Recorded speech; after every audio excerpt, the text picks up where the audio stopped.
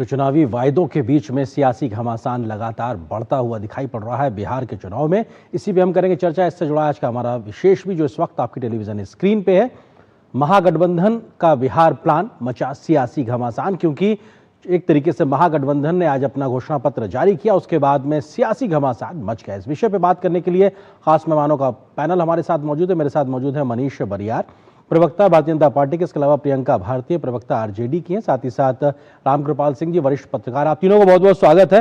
प्रियंका जी, शुरुआत आपसे, क्योंकि महागठबंधन ने आज अपना घोषणा पत्र जारी किया है, तेजस्वी प्रण की बात की है और एक तरीके से उनके चेहरे को आगे रखते हुए बिहार को नंबर 1 राज्य बनाने की बात की है। लेकिन पार्टी और परिवार के अंदर से ही तेजस्वी के कद को कम करने के बयान लगातार सामने आ रहे हैं। सिद्दीकी साहब का हो या फिर तेज प्रताप का बयान हो, ये दोनों एक तरीके से उसी दिशा के बयान है। क्या, कैसे इसको देखा जाए? कद कम करना क्या होता है? तेजस्वी जी ने तो खुद कहा कि जननायक सिर्फ एक व्यक्ति हुए, कर्पूरी ठाकुर जी। जैसे वंचितों के मसीहा सिर्फ एक हुए, लालू जी। मंडल कमीशन को इंप्लीमेंट करवा के मंडल मसीहा कौन हुए? वीपी सिंह जी। ये तो खुद तेजस्वी जी के कथन है। तो इस पे तो मुझे लगता है कि चर्चा तो ऐसे ही बेकार हो जाती है। सिद्दीकी साहब, अब्दुल वारी सिद्दीकी साहब तो कह रहे हैं ना कि बहुत समय लगेगा लालू जी के पद चिन्हों पे चलने में, कर्पूरी साहब के पद चिन्हों पे चलने के, तब वो उस लायक होंगे। वो तो कह रहे हैं, बयान दे रही है। जो सिद्दीकी जी साहब जी ने कहा, क्या वो तेजस्वी जी ने नहीं कहा? मैं तो वही स्टेटमेंट आपको बताया ना, तेजस्वी जी ने खुद कहा है कि जननायक सिर्फ एक हुए, कर्पूरी ठाकुर जी। पर हाँ, ये जो पार्टी है भाजपा, ये क्या करते हैं ये भले मैं आपको दिखाना चाहूंगी। ये लोग जननायक किसको बनाते हैं उसकी तस्वीर देखिए। ये रहा तस्वीर। ये भाजपा का ट्विटर हैंडल है जहां पे लिखा हुआ है जननायक किसको बताया गया है? मोदी जी को। तो इस पे तो बात ही नहीं करते हैं। कैसे प्रधानमंत्री जी जननायक हो सकते हैं? समाज भी हंसता है इस चीज को देख करके, क्योंकि ये वही प्रधानमंत्री जी हैं जो 15 लाख का हम लोग को सपना दिखाए थे, फर्जी सपना। और ये वही प्रधानमंत्री हैं जो कहा करते थे कि हर घर मतलब 2 करोड़ रोजगार हम देंगे, पर वो हमने नहीं देखा। पर अच्छा प्रियंका जी, आप रोजगार पे आई तो बड़ा वायदा आज आप लोग जो भी कर रहे थे तेजस्वी जी बीते दिनों, आज लिखा पढ़त में भी आप लोगों ने तेजस्वी प्रण में उसका जिक्र कर दिया है, हर परिवार को सरकारी नौकरी को लेकर। इसका ब्लूप्रिंट एक्शन प्लान नहीं समझ में आ रहा और पैसा कहां से आएगा, सीधा सवाल आप लोगों से यही पूछा जा रहा लगातार, लेकिन इसका जवाब नहीं आ रहा बीते बहुत दिनों से। अगर आप दे सके स्पष्टता तो बेहतर होगा। बिल्कुल, मैं ब्लूप्रिंट आपको देती हूँ जी। पिछले 5 वर्षों में केंद्र सरकार ने 75,000 एमएसएमईज बंद कर दिए। ठीक है, ये सारे एमएसएमईज हम खुलवाएंगे, साथ ही साथ नए एमएसएमईज का क्रिएशन होगा। हर पंचायत में 300 नौकरी का वादा है, 300 रोजगार का वादा। तेजस्वी जी ने खुद मैनिफेस्टो में ही लिखवाया है, वो मैनिफेस्टो का हमारा हिस्सा है। अगर मैं सरकारी नौकरी की बात करूं, जिन जिन क्षेत्रों को इन लोग निजीकरण कर दिए, खासतौर पर रेलवे की बात करूं, या कई सारे ऐसे क्षेत्र जिनका निजीकरण हुआ है, उसको फिर से हम सरकारीकरण करेंगे उसको। और साथ ही साथ जब प्रधानमंत्री जी बिहार में आकर के बिहारियों का मजाक बना जाते हैं, ये बोल करके बनाओ आंकड़े पे अगर आए प्रियंका जी तो 10-12 लाख करोड़ रुपए, प्रियंका जी इस सरकारी नौकरी के लिए 10-12 लाख करोड़ जो अनुमानित है, वो 3 लाख करोड़ रुपए के जो बजट है टोटल बिहार का, उसका 3 गुना 4 गुना लगभग आएगा कहां से? सवाल ये है, उसका जवाब क्या है? सवाल का जवाब तो प्रधानमंत्री जी भी नहीं दे पाए आयेंद्र जी। उन्होंने तो बिहार में अभी तक पता है कितने लाख करोड़ की स्कीम्स की घोषणा कर दी है। मतलब आप इस सवाल का जवाब ना देके सवाल कर रही हैं। ठीक है, आप इस सवाल का जवाब ना करके सवाल करें। ठीक है, मैं आता हूं आपके पास में। मनीष जी बीजेपी से हमारे पास, ठीक है प्रियंका जी, ओके ठीक है, आप इसका आंकड़े का इसका जवाब नहीं दे रही हैं, मैं आता हूं आपके पास में। मनीष जी, वो ये कह रहे हैं कि साहब एक तरीके से उनके पास में नेता है, नियत है और विजन भी है, और उन्होंने आज उसकी घोषणा कर दी है, बिहार को नंबर 1 बनाने का वो वादा करके जा रहे हैं लोगों के बीच में। नमस्कार आपको, प्रियंका जी को भी, और मेरे जो साथ में को पैनलिस्ट हैं और जितने भी दर्शक हैं उनको भी। देखिए, प्रियंका जी की बात को ही मैं आगे लेता हूं। एमएसएमईज की बात कर रही थी कि 75,000 एमएसएमईज बंद हो गए, तो क्या बिहार सरकार के कंट्रोल में कोई एमएसएमईज को खोल के जवाब देने हो? तो पूरे देश की बात कर रही थी। तो अभी उनको और थोड़ा शोध करना पड़ेगा इन सब चीजों पर। वो रेलवेज की बात कर रही है, रेलवेज भी जो है वो स्टेट के अंदर में नहीं आता है, सेंट्रल में आता है, उनको समझ भी है, बट लेकिन अब उनके पास जवाब नहीं है, तो क्या बोलेंगे? देखिए, बिहार का पूरा जो जीएसडी बजट है वो करीब करीब 3 लाख करोड़ का है। अगर आप सब लोगों ने कैलकुलेट किया, मुझे बोलने की जरूरत नहीं है, लेकिन फिर भी क्योंकि उन्होंने छेड़ दी इस बात को, तो बोलना जरूरी है कि अगर आप 20,000 नौकरी भी देंगे, और सरकारी नौकरी की बात कर रहे हैं, अगर एक घर पे भी सरकारी नौकरी देंगे, 20,000 देंगे, तो करीब करीब 7 लाख करोड़। उसके अलावा और भी कुछ उन्होंने प्रॉमिस किया, उस पर भी 70,000 करोड़। तो ये जो फिगर है, ये फिगर ही बताता है कि आप मतलब इन सब चीजों के बारे में बहुत ज्यादा सिंसियर नहीं है, आप ऑनेस्ट नहीं है। नहीं, लेकिन मनीष जी वो ये कह रहे हैं कि हमारा विजन क्लियर है। मनीष जी वो ये कह रहे हैं कि हमारा विजन क्लियर है, हमारी नीयत साफ है और हम ये करके दिखाएंगे, और जो अड़चने आएंगे उसको अगले 20 महीने में दूर किया जाएगा लगातार। तेजस्वी जी ने भी यही बोला और प्रियंका जी भी। अगर नीयत साफ है तो फिर शुरू के जो 15 साल इन्होंने वहां पर जो काम किया था वहां भी मिलना चाहिए था, लेकिन कुछ भी नहीं मिला। इधर जो 17 महीने थे उसके बारे में उन्होंने काफी कुछ कहा, लेकिन वहां भी नहीं मिला। वो सारा जो है नीतीश जी जो काम कर रहे थे उसी को उन्होंने अप्रोप्रिएट कर लिया, फिर बोल रहे थे कि अच्छा ठीक है हमने काम कर दिया। तो देखिए आप बिहार सरकार में, और ये कोई मजाक की चीज नहीं है आयन जी। देखिए सरकारी नौकरी बहुत बड़ी चीज होती है जो मजाक के तौर पे आप नहीं ले सकते। इससे पता चलता है कि बिहार की जनता के लिए इनका क्या महत्व है और कितना सम्मान है, क्योंकि आप उनके साथ एक तरह से मजाक कर रहे हैं लोगों के साथ। बिहार में बच्चा बच्चा को पता है। नहीं मनीष जी, लेकिन अगर वो लिखा पढ़त में अपना घोषणा पत्र तेजस्वी प्रण के तौर पे कर रहे हैं तो शायद वो सीरियस होंगे, शायद इसीलिए वो दे रहे हैं। मैं आता हूं आपके पास में, वरिष्ठ पत्रकार रामकृपाल जी हमारे साथ मौजूद। रामकृपाल जी, बिहार के मौजूदा चुनाव में जिनके बारे में सबसे ज्यादा चर्चा हो रही वो इस नौकरी वाले बयान को लेकर भी हो रही कि हर घर को कैसे एक सरकारी नौकरी मिलेगी, इतना पैसा आएगा कहां से। ये व्यवहारिक नहीं है, ये खोखला वायदा है, ऐसा लगातार एनडीए के नेता कह रहे हैं। आपको लगता है कि आज के इस घोषणा पत्र के इस पूरे मसले का जमीनी सच्चाई क्या है? आर्यन जी, जमीनी सच्चाई ये है कि जनता चर्चा नहीं कर रही है, जनता को सब मालूम है। और किस तरह के जो चुनाव के समय जो वादे किए जाते हैं और क्या मिला है इतने दिनों में, जनता उसको भोगती है और क्या उसको मिलने वाला है उसके बारे में वो जानती है। ज्यादातर ये जो चर्चाएं होती हैं मैनिफेस्टो फलाना, ये सब एकेडमिया के बीच में होता है, कुछ एनालिस्ट की बात करते हैं। बाकी जैसा कह रहे थे हमारे मित्र जी, सबको पता है कि सरकार में कितनी नौकरियां हैं और कितनी कौन दे पाता है। ये नौकरियां देने की बात आज से नहीं, सन 52 से पहला इलेक्शन जब हुआ था तब से ये चीज चल रही है। बैंकों के राष्ट्रीयकरण की घोषणा 71 में की गई थी कि आम आदमी बैंक में खाता खुलवा सके, इसलिए बैंकों का राष्ट्रीयकरण किया गया था जी। आपको मालूम है कि 2014 के बाद इसकी प्रक्रिया शुरू हुई। खैर ये सब बातें नहीं, मैं केवल ये कह रहा हूं कि सबसे दिलचस्प बात ये थी कि इंडिया अलायंस जो मिल के लड़ रहा था उसका आज घोषणा पत्र आया है और उस पर है तेजस्वी प्रण। तो सवाल उठता है कि ये किसी एक व्यक्ति का है, आरजेडी का है या महागठबंधन सब उसमें है। क्योंकि जो बातें खुद तेजस्वी जी ने बहुत पहले कही थी और जिस पर गहलोत जी से जब सवाल पूछा गया था कांग्रेस के, तो उन्होंने कहा अरे सब छोड़िए ऐसी बातें होती हैं, जब घोषणा पत्र आएगा तब देखिएगा। लेकिन घोषणा पत्र में तो वही बातें लिखी हैं जो उस समय तेजस्वी जी ने कही थी जी। तो मेरा ये मानना है कि देखिए जनता सब कुछ जानती है, आज कौन क्या वादा करता है, कितना वो सफल होगा, सबको पता है जनता को। और दूसरी बात रही है कि एक जो चीज आ गई है, आज पहली बार मैंने देखा है कि तमाम पॉलिटिकल पार्टीज मिलके किसी एक व्यक्ति के नाम पर उसका प्रण है।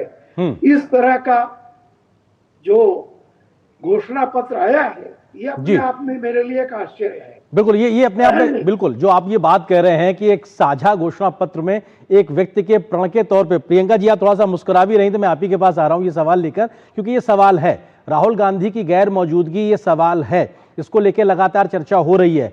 आरजेडी की ओर से लगातार जिन वायदों को आगे रखा गया वही घोषणा पत्र में प्रमुखता से दिखाई पड़ रहा है, यानी कि तेजस्वी का प्रण है और शायद उसी की छाप साफ तौर पर दिखाई पड़ रही है। क्या इसलिए कांग्रेस के बड़े नेताओं की गैर मौजूदगी रही है क्योंकि इस पूरे प्रण को लेकर तेजस्वी ही आगे हैं, कांग्रेस और बाकी की उतनी सहमति नहीं है? ये सवाल लगातार उठ रहा है। प्रियंका जी, सवाल तो ये भी है जो आपने पूछने से इनकार कर दिया। सवाल तो ये भी था कि प्रधानमंत्री जी ने 7.5 लाख करोड़ का घोषणा जो बिहार में कर दिया वो कैसे आएगा। सवाल तो ये अब भी बना हुआ है क्योंकि आपने पूछा तक नहीं भाजपा प्रवक्ता से, सर या महोदय ये कैसे आएगा, आपने पूछा नहीं। दूसरी बात, अगर आप तेजस्वी जी पर जाते हैं तो बिहार में उनसे मजबूत चेहरा कोई है क्या? अभी तो जहां उनको विपरीत में किसी को खड़ा दिखाया जा रहा है तो मोदी जी को दिखाया जा रहा है, खुद उनके सामने बौने नजर आ रहे हैं। और कौन हो सकता है चेहरा बिहार में? इंडियन एक्सप्रेस की 2 दिन पहले की रिपोर्ट पढ़ लीजिए। भाजपा के ही नेता बोल रहे हैं कि we are the party of mediocres and we do not have any face.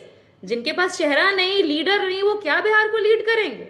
हमारे पास तेजस्वी जी हैं, विजन है, नियत है, नियति है, सब कुछ है। और हम तो ये नहीं कह रहे, कभी आपने तेजस्वी जी को ये कहते सुना कि हम घुसपैठिया पर चुनाव लड़ेंगे? हमेशा नौकरी, रोजगार, बेरोजगारी, गरीबी, पलायन को मुद्दा बनाया। क्या हमने नहीं देखा? फिर वक्फ कानून को प्रियंका जी, फिर वक्फ कानून को रद्दी की टोकरी में डालने का उन्होंने ऐलान क्यों किया? अगर वो रोजगार और इस पलायन पे ही टिके रहते तो बेहतर होता। वो उन्होंने क्यों इस प्रकार का बयान दिया? जी, आपकी याद है ना, हिंदू मुसलमान के मसले पर वक्फ करने लगे। मेरा मतलब मैं तो ये सोच के बैठी थी और मैं श्योर थी, क्योंकि ये डीडी न्यूज है, तो यहाँ पर ये मुद्दा तो जरूर उठाया जाएगा। मैडम, मुद्दे वो उठते हैं प्रियंका जी, मुद्दे वो उठते हैं जो मौजूदा वक्त में इनकी प्रासंगिकता होती है। आपके नेता ने मंच से कहा है कि भाई हम उसको कूड़ेदान में डाल देंगे, और आप ये चाहती हैं कि आपसे कोई सवाल भी ना पूछे, तो ये तो बहुत व्यवहारिक बात नहीं हुई ना, अगर आपसे उस पर सवाल पूछ लिया गया। हाँ, सवालों का जवाब तभी दूंगी जब आप भाजपा प्रवक्ता से पूछेंगे महामानव एक चीज प्रियंका जी, एक तो देखिए प्रियंका जी, एक तो ये है कि आपकी लड़ाई बीजेपी से है। सुनिए, आपकी लड़ाई बीजेपी एनडीए से है, तो आप लड़िए। आप पत्रकारों से, एंकर से लड़ाई करना शुरू कर देते हैं, कोई फायदा नहीं उस बात का। आप लोग हम लोगों पे हमला कर लेते हैं, आपका अपना ईगो सेटिस्फाइड होता होगा, लेकिन उससे हल कुछ नहीं निकलता है। आपसे एक सवाल पूछा गया, आप उसका जवाब नहीं देती हैं।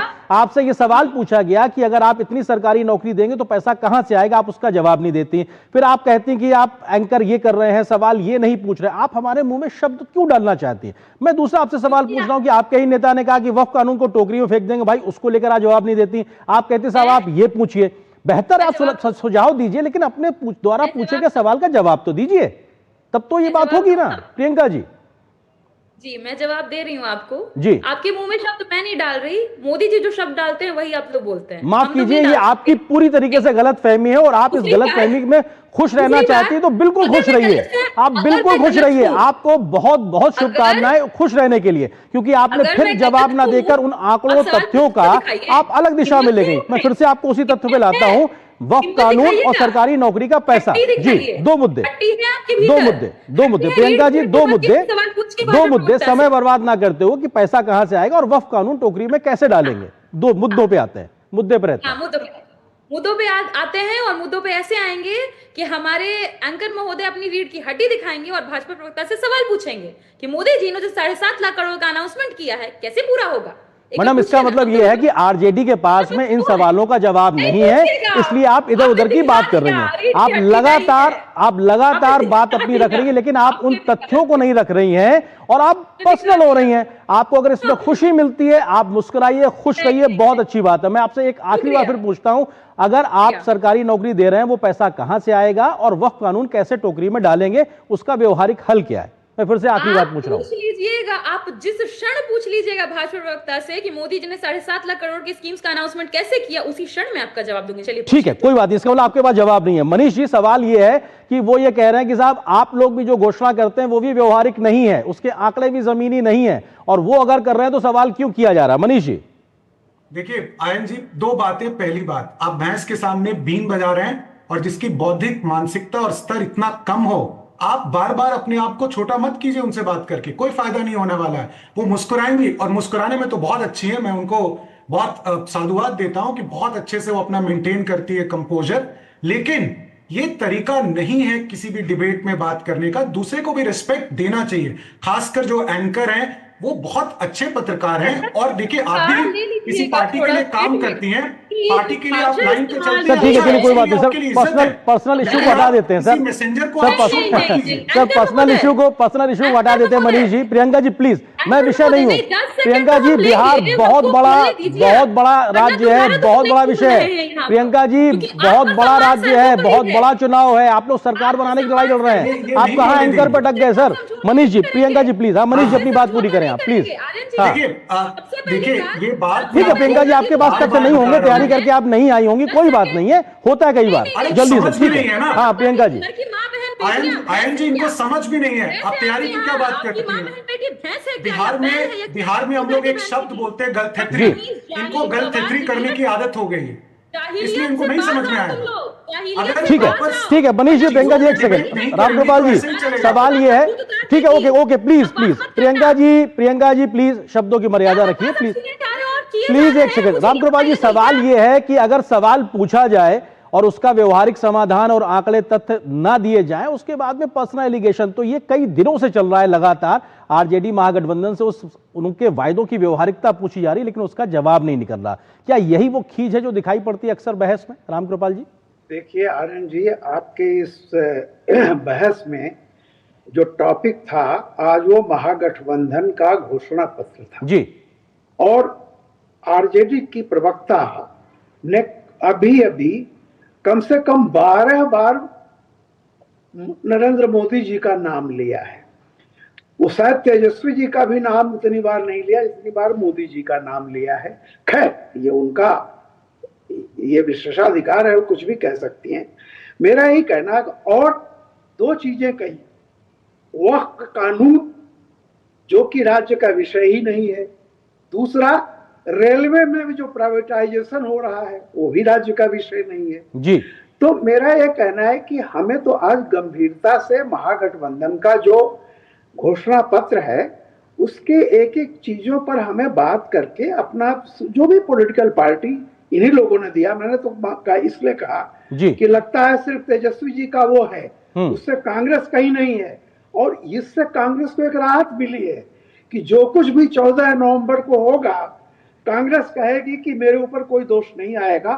अगर कहीं उल्टा होता है और अच्छा होता है तो तेजस्वी जी की जय जयकार है, क्योंकि ये घोषणा पत्र महागठबंधन का नहीं है, किसी एक व्यक्ति का प्रण है और वो प्रण खुद उन्होंने कहा, प्राण जाए पर वचन न जाई। अभी देखना है 14 नवंबर को, लेकिन मेरा यह कहना है कि इस पर चलिए गंभीरता से एक एक चीज।